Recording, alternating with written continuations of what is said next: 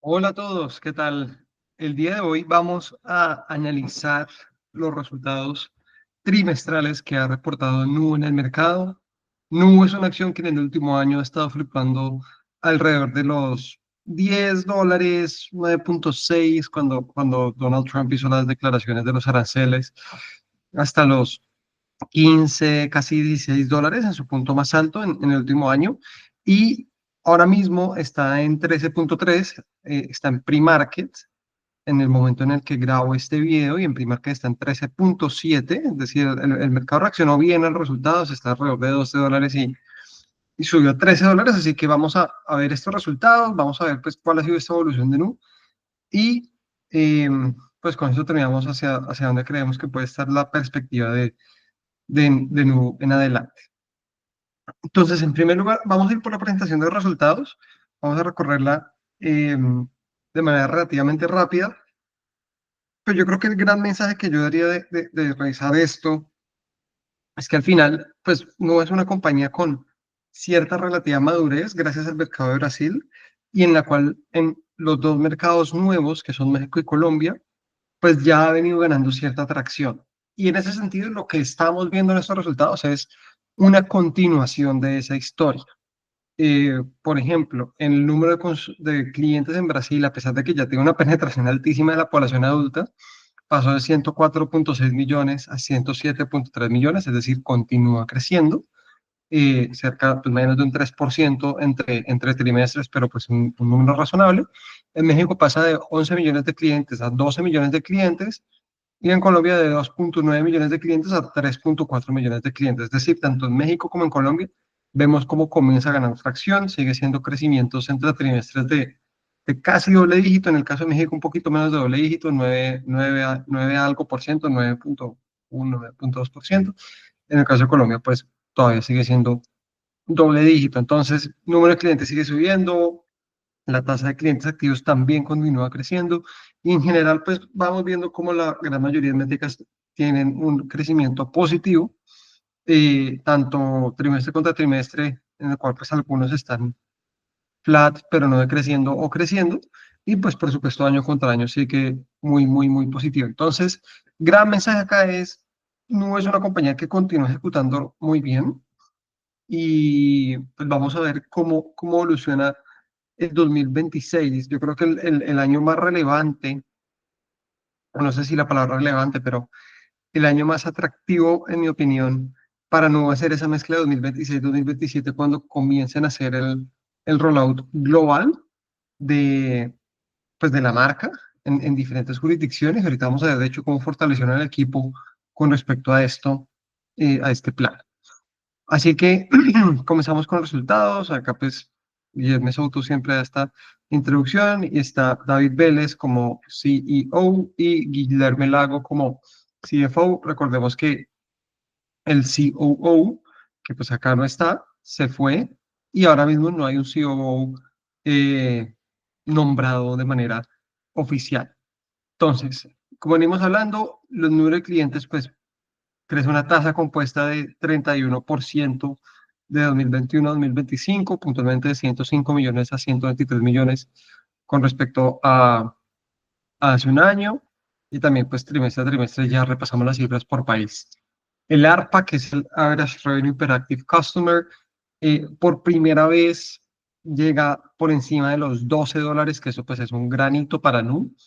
Ahorita vamos a ver cómo se ve con los cohortes, pero recordemos que para los bancos tradicionales este número corresponde a $45, y de hecho pues en la llamada hablaron un poco de cómo puede llegar este número a madurar hacia $45. Y vemos cómo pues los ingresos tienen una tasa de crecimiento compuesto del 85%, llegando a $3.7 billion en el trimestre de 2025. Gross profits, tasa de crecimiento compuesto del 78%, llegando a 1.5 billions. Y obviamente pues lo que más eh, a mí personalmente me gusta, que es este ratio eficiencia, que es el reflejo del modelo de negocio, cómo continúa mejorando, estando en un 28%, que permite que el net income pues tenga mejoras aún mayores en comparación a los ingresos y a los gross profits, llegando pues a 637 millones de dólares en el trimestre. Si esto lo volviésemos como anualizado, por así decirlo, estamos hablando de más o menos unos 2.5 billions, que en la capitalización de mercado actual, que es de 64 billions, estamos hablando de un ratio de price to earnings de aproximadamente 25 veces. Mirando, digamos, como ese anualizado, no es el mejor ejercicio del mundo, eh, no tiene un poquito de diferente desempeño dependiendo del trimestre, pero pues cuando uno mira hacia atrás, en los últimos 12 meses, el ratio de price to earnings está en 28 veces y hacia adelante se espera que esté en 20, 21 veces, así que 25 veces el actual suena relativamente razonable. Acá revisan varias métricas, no me voy a detener mucho en esta parte. Quiero hablar un poquito del equipo, puntualmente de este señor de acá que es Roberto Campos Neto. Roberto Campos Neto tiene pues, mucha experiencia en el sector de banca, en el sector de política pública, y en la introducción que hace David Vélez de Roberto, pues básicamente eh, habla un poco no solamente de digamos, de su experiencia dentro de Brasil, dado que pues él fue el presidente del Banco Central de Brasil, pero también de lo que va a hacer Roberto a nivel de rol en fortalecer la presencia de Nu en América Latina y en más entidades regulatorias, o sea, en otros mercados a nivel regulatorio, em, a nivel global. Estaba acá buscando el extracto de la llamada en donde dice esa parte. Les voy a proyectar esto. Entonces, acá Rosman, que es uno de los analistas que casi siempre ha hecho pregunta de primero, le hace una pregunta con respecto a los cambios del equipo. Y ahorita podemos hablar un poco de las otras dos personas, pero básicamente lo que nos dice es, eh, la edición de Roberto es muy estratégica para nosotros, ayudándonos a posicionar nuestra posición, ayudándonos a fortalecer nuestra posición en América Latina. Tenemos entidades reguladas en 3 mercados en donde operamos y vamos a tener muchas más pues, entidades reguladas en la medida en que nos internacionalicemos. En ese sentido, los reguladores son una contraparte clave para nosotros. Siempre hemos mirado hacia adelante en términos de regulatory compliance, de estar al día con la regulación y lo tratamos muy seriamente. La política pública es un aspecto clave de lo que hace una institución financiera y en Roberto tenemos no solamente el conocimiento, pero también pues una estrategia clara y en ese sentido es una adición estratégica para el equipo.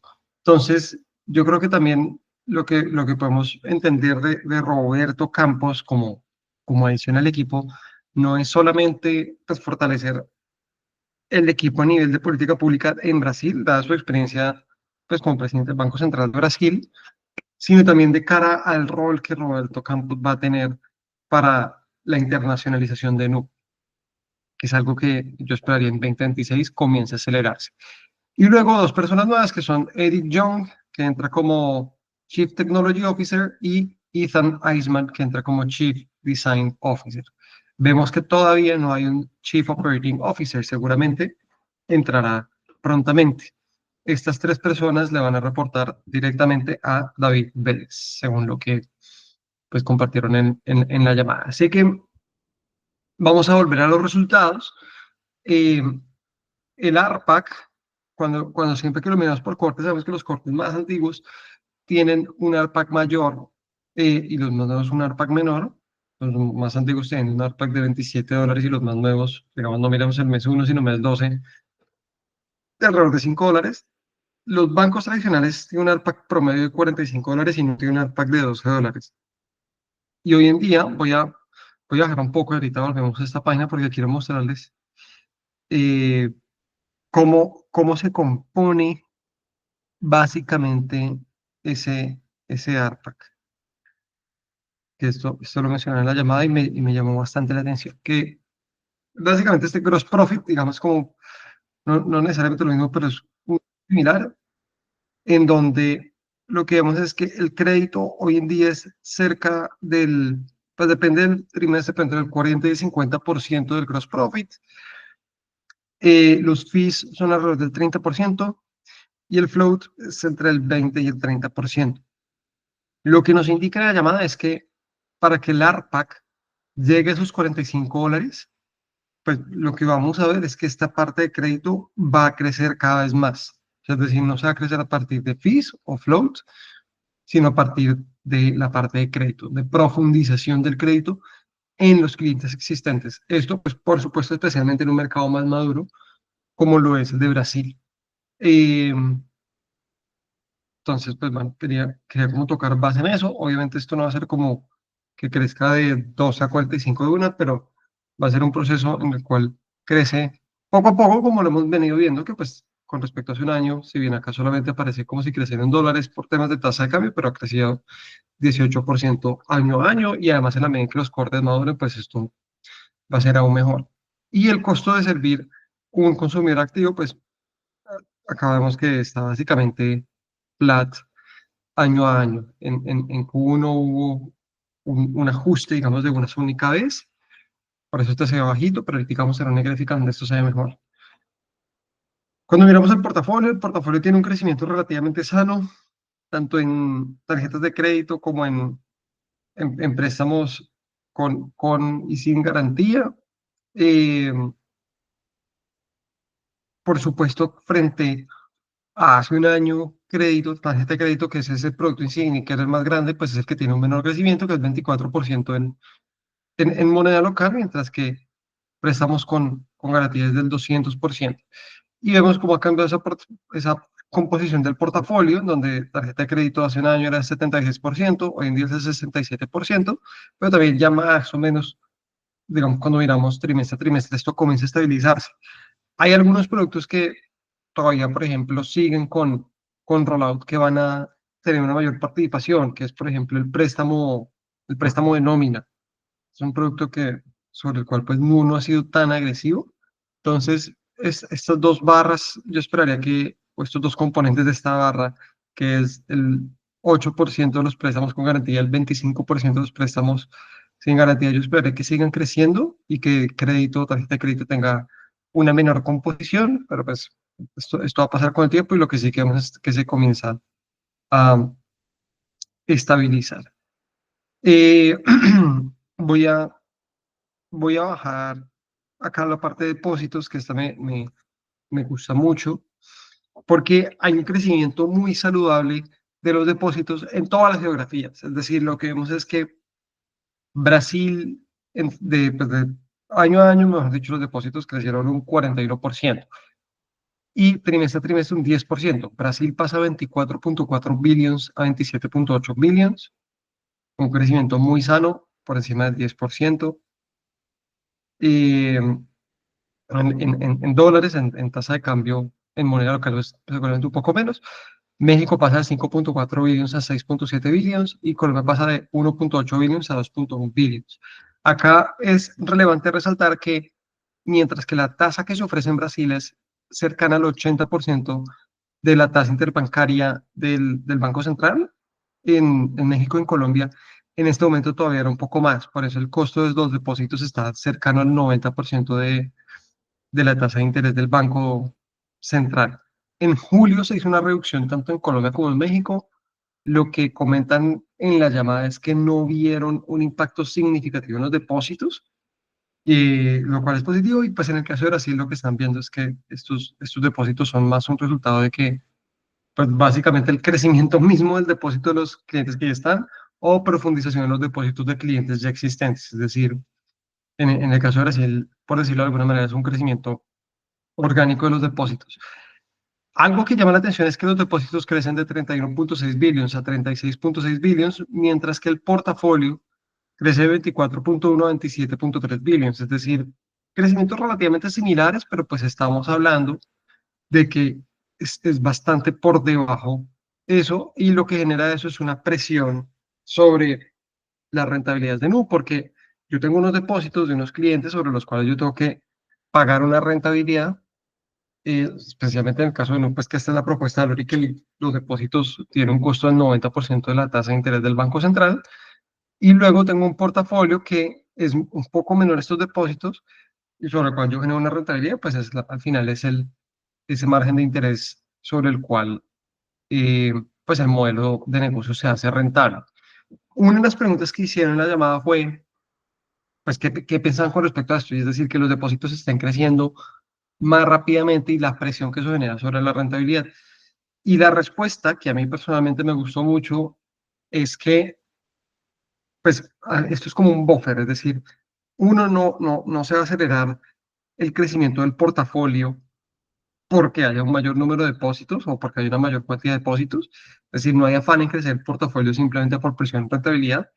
Y dos, pues que si lo que permite pues, los depósitos es tener un buffer para crecer el portafolio en medida que se pueda acelerar de manera rentable, pues se va a hacer. Entonces, pues a mí me gusta eso porque creo que esta es la otra cara de la moneda, no es esta, es darle a, a sus clientes la posibilidad de ahorrar y crecer sus ahorros de una manera en la cual es muy positiva para para sus clientes, porque pues se da un porcentaje de la tasa de interés del Banco Central, que usualmente los bancos tradicionales no suelen ofrecer, y los neobancos puede que sí, pero con la escala de Nu, pues esto es mucho más eficiente para nosotros.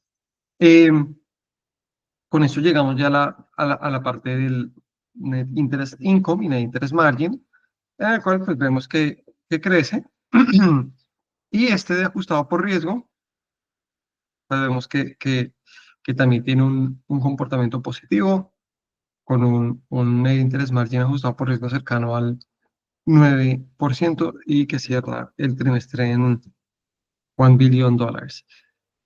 Con respecto a los non-performing loans, hablando del caso de Brasil, decrecen un poco los de 15 a 90 días frente al Q2 del trimestre anterior. Hay un comportamiento positivo de menos 20 puntos básicos. Y con respecto a los los non-performing loans de más de 90 días, este crece un poco. Esto es el resultado de que hace un trimestre en el Q1 2025, donde siempre son un poco más altos, comienzan a madurar estas deudas, entonces crece el 6.5% al 6.6% y frente al Q2 de 2024 hay un efecto de seasonality de 10 puntos básicos. Eh, voy a ir acá la parte de la eficiencia, que es probablemente la que más me gusta. Nu, cuando comienza 2022, en el primer trimestre de 2022, tenía un ratio de eficiencia del 65.6%, donde el ratio de eficiencia son los costos dividido la suma del net interest income y los fees y las comisiones, que son como, digamos, como esos eh, revenues, por ponerlo de alguna manera, y este ratio de eficiencia era del 65.6%. Si miramos hace un año, en Q2 de 2024, ese ratio de eficiencia fue del 32%, en el cual, frente a ese Q1 de 2022, los costos subieron de 396 millones de dólares a 698 millones de dólares, es decir, menos no se duplicaron ni siquiera, mientras que el net interest income y las fees y las comisiones pasaron de 604 millones de dólares a 2.2 billion dólares, es decir, casi que se tuvieron un crecimiento de 4x. Cuando miramos ahora Q2 de 2025, los costos pasaron de 698 millones de dólares a 746 millones de dólares, es decir, un crecimiento cercano a los 50 millones de dólares, un poco menos del 10% año a año, mientras que el net interest income más los fees pasó de 2.2 billions a 2.6 billions, es decir, un poco menos de 2.2 billions, un poco más de 2.6 billions, un crecimiento cercano al 20%. Lo que vemos acá es que el ratio de eficiencia se sitúa en 28%. Y pues, como ya sabemos, ese costo de servir un cliente activo sigue estando por debajo de $1. Historia larga corta, pues este ratio de eficiencia continúa mejorando. Evidentemente la mejora ya no es tan pronunciada. Yo creo que se va a mantener por debajo del 30%. No sé si llega a estar por debajo del 20%, pero pues este es el modelo de Nu y en la medida en que Nu siga creciendo y sigue escalando, esto se va a ver cada vez mejor. Y en cuanto a los returns on equity, pues siguen estando cercanos al 30%. Acá es relevante recordar que voy a bajar un poco acá al apéndice, que Nu tiene un requerimiento de capital en sus geografías de 3 mil millones o 3 billion dólares y tiene un exceso en los bancos de esas geografías de 1,9 billion dólares. Y adicionalmente, en la holding tiene en efectivo 2,8 billion dólares adicionales. Es decir, este exceso de geografía de liquidez de alguna manera es un ancla, un drag de ese return on equity, pero pues le da fortaleza financiera, ¿no? Sin lugar a dudas. Para yo lo que yo creo es que seguramente este capital se va a usar para las siguientes expansiones y la internacionalización que se viene, así que ya vamos a ver cómo esto mejora en el tiempo, pero aún así el return on equity es del 30%, que pues es una rentabilidad muy, muy, muy interesante. Eh, ya luego pues acá entrando un poco en lo que es México, en cuanto a cómo han ido creciendo los depósitos, que año a año pues tuvieron un crecimiento del 85%, llegando a 6,7 billion dólares. eh, y básicamente, pues, cómo se ha consolidado esto. Esto es en esencia la presentación. Yo diría que, pues, de hecho, puedo reportar acá, voy a presentar nuevamente acá la gráfica y el comportamiento tal vez de esos últimos 6 meses. Yo quería nuevamente con respecto a Nu, que es, ¿tuvimos noticias en particular este trimestre? Probablemente no. Es decir, más allá del equipo, que sí que me parece interesante estos anuncios del equipo y esto, aunque pues no, es difícil saber hay quién es un rockstar y quién va a romperla en este nuevo rol y pues quién simplemente es como, bueno, ¿no? Pero yo creo que no tuvimos como ningún anuncio especialmente nuevo. Lo que vemos es pues una continuación de la ejecución en la cual Brasil continúa teniendo un buen desempeño y a pesar de la madurez del mercado, pues sigue creciendo, que eso es positivo. Y en el caso de México y de Colombia, que son mercados un poco más nuevos, pues vemos que la atracción sigue siendo positiva tanto en el número de clientes como en productos como lo son los depósitos que permiten establecer mejor la base del banco para operar. ¿Qué es lo que yo creo que se viene y donde creo que está al final la gran oportunidad para la cual de pronto podemos necesitar un poco de paciencia como accionistas? La internacionalización. Mi expectativa, y pues dado todo lo que ha comentado David, es que Nu va a comenzar a hacer una internacionalización agresiva de su marca el año entrante en diferentes geografías que no necesariamente se van a limitar a América Latina y va a aspirar a convertirse en un competidor global. Lo que siempre ha dicho David es que hay 8 trillones, es la industria bancaria y que este mercado sigue siendo principalmente capturado por los bancos tradicionales y el objetivo de Nu es lograr aspirar a competirle a los bancos tradicionales, no solamente en América Latina, sino en el mundo. Así que, pues, esta es para mí la tesis que si uno está en esta compañía, pues uno le está apostando. Por supuesto que yo creo que igual solamente con América Latina, incluso solamente con los 3 mercados en los que está, con los crecimientos que reportan no creo que los retornos sean poco satisfactorios. Si por alguna razón solamente se quedan en Brasil, México y Colombia, creo que lo va a hacer muy bien. Pero pues en todo caso, la gran tesis es esa internacionalización. Acá por último, lo último que menciono que es relevante tener en cuenta que lo hemos mencionado en videos anteriores es la competencia. Cuando uno entra en Brasil, pues era un producto muy innovador. Cuando uno entra en Colombia y cuando uno entra en México, ya hay otros neobancos. Y lo mismo pues a nivel internacional, ya hay neobancos que pues, que existen y que tienen cierta presencia, donde pues el principal competidor global es Revolut, que de hecho, siendo una compañía privada, tiene una capitalización de mercado relativamente similar a la de Nu. ¿Por qué menciono esto? Porque, por ejemplo, en el caso de México, Mercado Pago, que es la pata del banco de Mercado Libre. Mercado Libre, pues, es una marca que está muy consolidada en México, está teniendo una atracción ligeramente mejor que la de Nu. Ambos lo están haciendo muy bien. Ambos lo están haciendo muy bien, pero en México puntualmente, Mercado Pago está teniendo una atracción ligeramente mejor que la de Nu. Así que esto lo menciono para decir que hacia adelante probablemente la expectativa es que Nu va a tener bastante más competencia en la medida en que también va a ser esta internacionalización, pero pues la gran ventaja que tiene Nu es que gracias a ese mercado base que es Brasil, que le da una rentabilidad y una posición competitiva para operar a nivel global, pues tiene una solidez y una robustez financiera que les va a permitir hacerlo muy bien.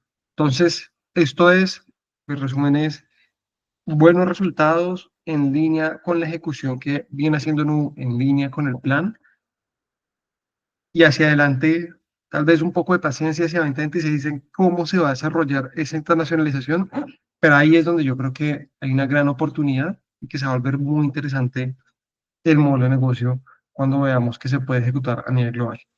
Con esto terminamos. A los que se quedaron hasta acá, gracias. Por favor, si les gustó, no olviden dejar el like, suscribirse al canal si no lo están y dejar en los comentarios si tienen alguna pregunta, si no están de acuerdo con el análisis que yo hice de los resultados, etcétera.